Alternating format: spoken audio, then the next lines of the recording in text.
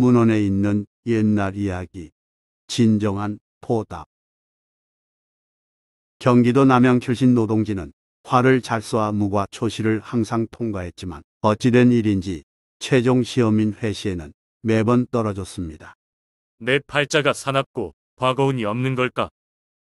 시리에 빠져 지내던 노동진은 1744년 어느 날 초저녁부터 술을 마시더니 통행 금지를 알리는 종이 울렸음에도 만취한 상태로 육조 앞 큰 길에 버티고 서서 고래고래 소리를 질렀습니다. 그래, 나 취했다. 그날은 어영청에서 술날을 도는 날이었고 나절들이 경계하느라고 일정한 지역을 무리지어 돌아다녔습니다. 한밤중에 시끄럽게 떠드는 취객을 발견한 나절이 가서 잡으려 하자 노동진은 오히려 나절을 냅다 후려쳤습니다.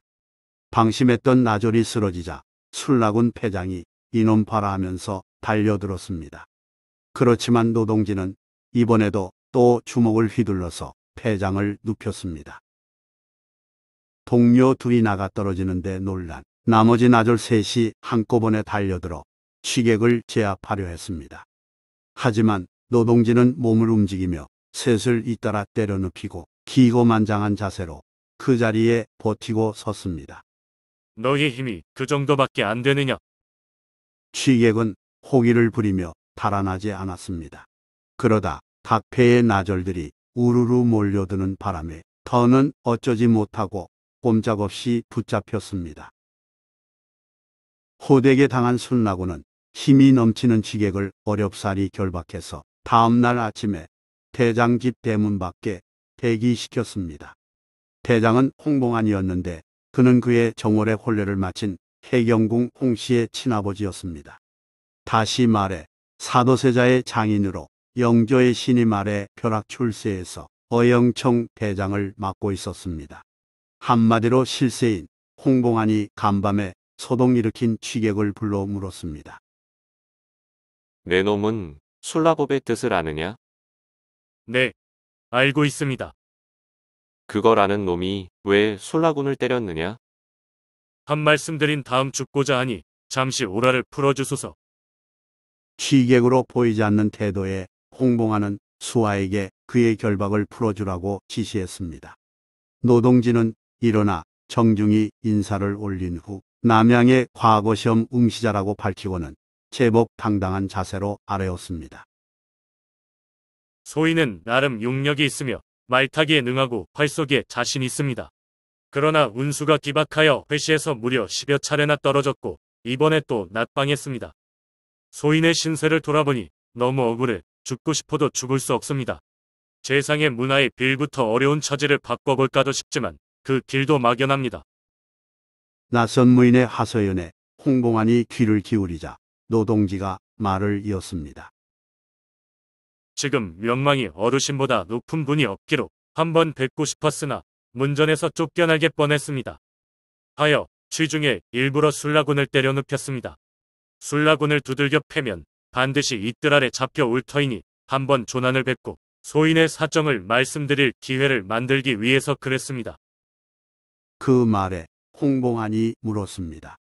내가 술라군을 때리면 나를 보게 될 것이라고 어찌 그리 생각했느냐? 소인이 만약 술라군을 때리지 않고 기껏 야밤에 통행금지만 범한다면 즉사청에서 곤장이나 얻어맞고 쫓겨날 게 분명한데 무슨 수로 이뜰 아래 들어올 수 있겠습니까? 또한 혼자서 두 사람을 상대하면 둘만큼의 육력이 있다 쳐줄 터인데 소인은 5사람을 쳤으니 5사람의 육력이 있다고 할 것입니다. 사또께서 이놈을 문화에 거두어 주심이 어떠할지요? 홍봉안이 그를 눈여겨보더니 껄껄 웃었습니다. 어제 얻어맞은 장교는 어디 있느냐? 그 장교가 명을 받들고 대령하자 홍봉안이 엄한 표정으로 말했습니다. 술라군 5이 저 한 놈에게 맞았으니 장차 너희들을 어디에 쓰겠느냐? 너는 장교 패를 풀어 거기에 내려놓고 물러가거라. 홍봉안은 그 패를 노동지에게 채워주고 그날부터 문화에 두었습니다. 어디 내 재능을 발휘해 보거라. 노동지의 도박이 통한 셈이었습니다. 그는 힘만 뛰어난 게 아니라 두뇌가 영리하고 행동도 기민해서 매사 주인의 지시를 두말 나오지 않게끔 척척 처리했습니다. 이로 인해 총애가 날로 높아져 홍봉안은 안팎의 크고 작은 일을 모두 맡겼는데 노동진은 어느 한 가지도 실수 없이 잘 해냈습니다. 그러하기에 홍봉안은 그를 수족처럼 여기며 아꼈습니다. 내가 일을 잘 처리해서 믿음직하구나. 노동진은 의영청 하급무관인 별군관을 시작으로 차차 승진하여 오랫동안 일하다가 평안도 선사포 첨사가 되었습니다. 첨사는 절도사에 속한 진영에서 수군을 거느려 다스리는 종산품 무관 벼슬입니다. 홍봉안은 그가 부임할 때 감령과 병령에 각각 편지를 써보내 매사를 돌봐주도록 당부했습니다. 덕분에 노첨사는 별다른 눈치를 보지 않고 비교적 편하게 근무했습니다. 그런데 노첨사는 3년 임기가 끝나도록 홍봉안에게 안부 인사를 일절 전하지 않았습니다. 다른 사람들은 명절마다 홍봉안에게 선물을 바치며 잘 보이려 애썼으나 노첨사는 선물은커녕 문안 편지 한 장 보내지 않은 것입니다. 상황이 이러하니 홍봉안 집에 있는 문객들이 입을 모아 노첨사를 비난했습니다. 노첨사는 은혜를 모르는 사람이야. 그러게 말이야. 참 후한무치해. 노동진은 첨사 임기를 마치고서야 돌아와 홍봉안을 찾아 뵈었습니다. 홍봉안은 너그러운 마음으로 그를 기분 좋게 반겨줬습니다. 그간 아무 탈 없었느냐? 관직 생활의 소득은 얼마나 되느냐? 소인이 대감의 은혜로 진을 맡아 3년 동안 모은 소득으로 고향 남양에 농사질 논밭을 사두었습니다. 평생을 편안히 지낼 만합니다. 그래? 그거 아주 잘된 일이로구나. 홍봉안이 진심으로 기뻐하는데 노동지가 갑자기 자리에서 일어서더니 하직을 고했습니다. 홍봉안이 놀란 표정으로 물었습니다.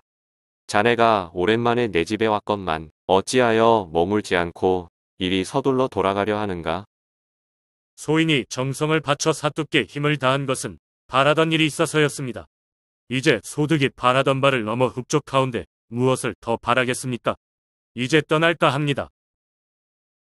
노동지의 당돌한 대답에 홍봉안은 아무 내색 없이 허락했습니다.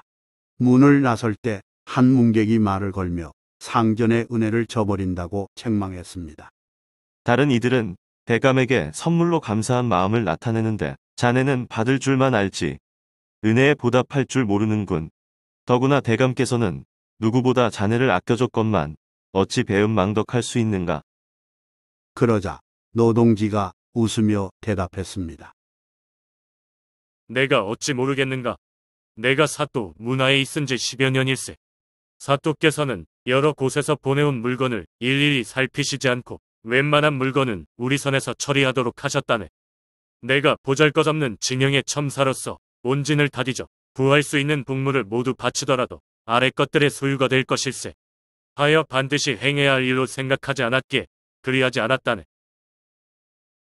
말을 마친 노동지는 즉시 남양으로 돌아갔고 이후 왕래하지 않았습니다. 1776년 홍봉안이 실각하여 고향 문봉의 선영 아래 응거할 때 하인 누구도 모시려 하지 않았습니다. 이때 노동지가 비로소 지팡이를 짚고 찾아와 조석으로 시중을 들었습니다. 홍봉안의 병환이 위중해지자 간병하며 직접 탕약을 지어 올렸고 운명하자 손수 염습하여 입관했으며 장사를 마치고는 통곡하며 돌아갔습니다.